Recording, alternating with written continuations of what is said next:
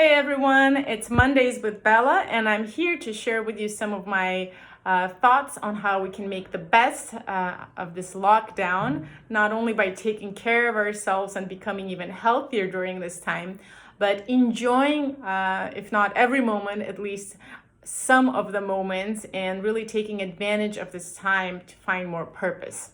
And my ideas and suggestions today have to do with the tradition of Easter and Lent. And for those of you that celebrated yesterday, happy Easter. For those of you that didn't, don't worry, it's not at all a religious lesson. It's more about understanding what this holiday or what this practice of Lent, which actually is not just a Christian thing, it's been used in many other religions in different forms and shapes, but what this practice can teach us about ourselves and how we can apply it to the lockdown. So I practice Lent in kind of some parts of it, at least. My dad does the whole thing, but I sort of give up some of the things that I've been overdoing, right? So alcohol, this year was alcohol, meat, and sweets. So I was already suffering during the first week, right after Carnival, as I was looking at my Malbecs lined up from my trip to Argentina. I was like, when am I gonna have another glass of wine, when the lockdown happened? And my first reaction was, oh my goodness, how am I gonna be able to survive this time without alcohol and without enjoying at least some good foods, right? How am I gonna do Lent and the quarantine at the same time? And it's funny because in Portuguese, they are both related to that term, to the 40 days. One is called Quaresma and one is called quarantine, right? They're all supposed to be 40 days. I don't know if that's a coincidence or not, probably is. But then when I started reading more about it and sort of remembering what Lent was all about, I realized that the real Lent was actually supposed to be about not only just fasting, giving up some foods, but the giving up of foods was just the first step.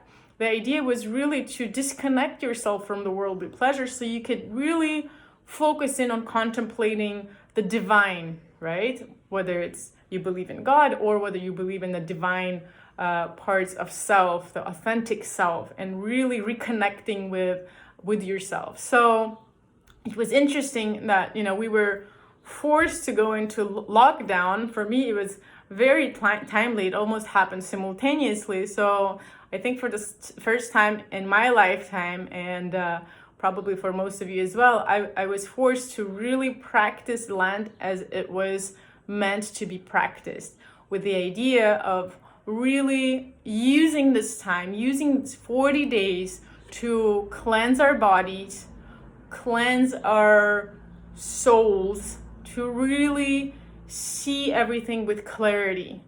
And that's what I wanted to share with you. It doesn't matter which religion you practice. It doesn't matter if you're not religious at all. I urge you to try to, in addition to already suffering, since you're already suffering at home in a lockdown, take a step back and give up something that you think is not doing well to your health. It could be if you're eating too many animal products, or if you're drinking too much alcohol, which a lot of us are during these times, and or sweets, but really trying to distance yourself from those things that are sort of polluting your body and mind.